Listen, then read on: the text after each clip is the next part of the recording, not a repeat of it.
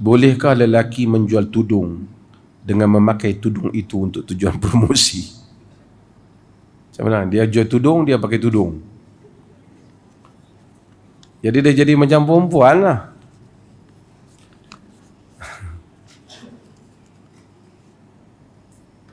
Dia agama, dia minta supaya semua orang kekal dengan gender ataupun dengan jantina yang telah Allah tetapkan kepadanya.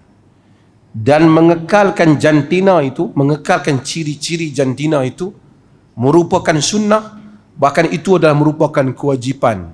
Dan cuba keluar daripada jantina itu, gender itu adalah merupakan satu larangan dan dosa yang besar. Sebab dalam bahasa biasanya itu adalah divine project. Itu adalah keputusan Allah Azza wa Jalla. Kita jadi lelaki, orang ni jadi perempuan. Maka dia suruh lelaki kekal dengan ciri-ciri lelakinya. Sebab itu disuruh ada janggut, ada misai, berjalan seperti lelaki, memakai pakaian seperti lelaki. Yang perempuan dia suruh untuk pakai seperti perempuan, bercakap seperti perempuan, berperangai seperti orang perempuan. Sebab itu Nabi SAW dalam hadis yang diriwayatkan oleh Imam Al-Bukhari, la'ana Rasulullah SAW al-mutasyabbihin minar rijali bin nisa wal mutasyabbihat minan nisa'i bir rijal. Rasulullah melaknat yang lelaki yang menyerupai perempuan dan perempuan yang menyerupai lelaki. Laknat. Bila laknat, dia merupakan dosa besar. Kerana itu akan menyebabkan kecelaruan gender. Kecelaruan gender ini sebahagiannya disebabkan kita develop benda tu. Duduk di kampung semua okey, pergi ke universiti ke apa, mula pergi main bola tampak lah apa, buat tangan lembut-lembut, dah jadi lain. Daripada Amin jadi Aminah. Asalnya tak. Sebab tu agama dia ajar pisahkan tempat tidur dan seumpamanya. Dan kita jangan seronok tengok anak kita lelaki kecil-kecil bubuh gincu kat mulut. No. Kekal sebagai lelaki. Kadang-kadang ada lawak jenaka yang dia berlawak, pelakon tu lelaki cuba buat watak perempuan, kita ketawa. Sebab sedangkan itu mungkar. Dulu orang kampung dulu ada kenduri-kenduri zaman dulu lah.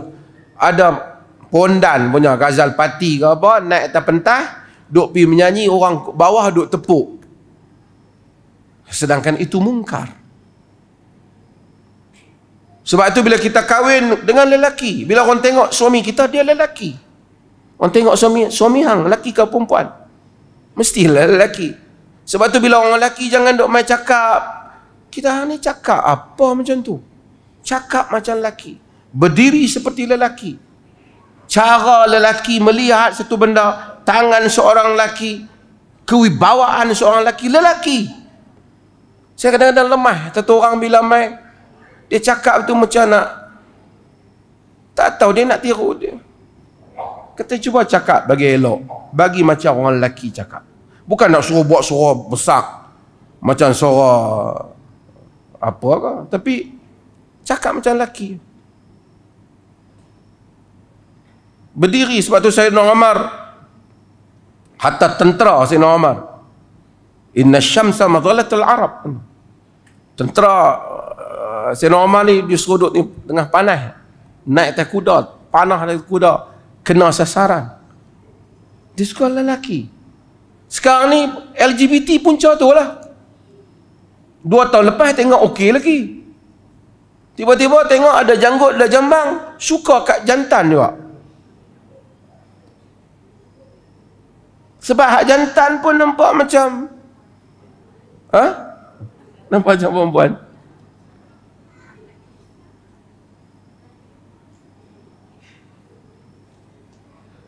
Yang mana tak ada janggut, simpan janggut. Bagi nampak. Orang kata ada janggut pun ada yang tak betul. Dia songsang Sebab masyarakat jadi sonsang. Dan LGBT ni punya teruk dunia sekarang ni, Dajjalin yang ni. Semua dunia Dajjalin. Orang tahu, dunia pendusta. Dajjal, bukan Dajjal hak kepala dia belum keluar lah. LGBT kita tak boleh kritik dia dalam media sosial.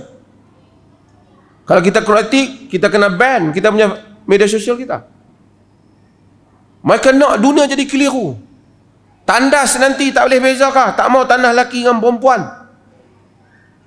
Kena satu tandas saja. Takut ada diskriminasi gender. Dan dia orang lepas ni tak nak bubuh di dalam apa kad pengenalan ke apa, tak mau bubuh gender apa. Terpulang. Kalau satu hari dia rasa dia lelaki, dia lelaki. Kalau dia rasa perempuan, dia perempuan. Punya mangkak. Teruk. Dan mula kempen di barat tak mau ada she dengan he, she tak mau. They. Kenapa they? Kerana tak mau bezakan gender. Kita hidup zaman fitnah. Fitnah yang dahsyat. Sebab tu Muslim kena kekal. Oh Muslim. Ni lelaki pergi jual tudung, dia pula pakai tudung macam tu.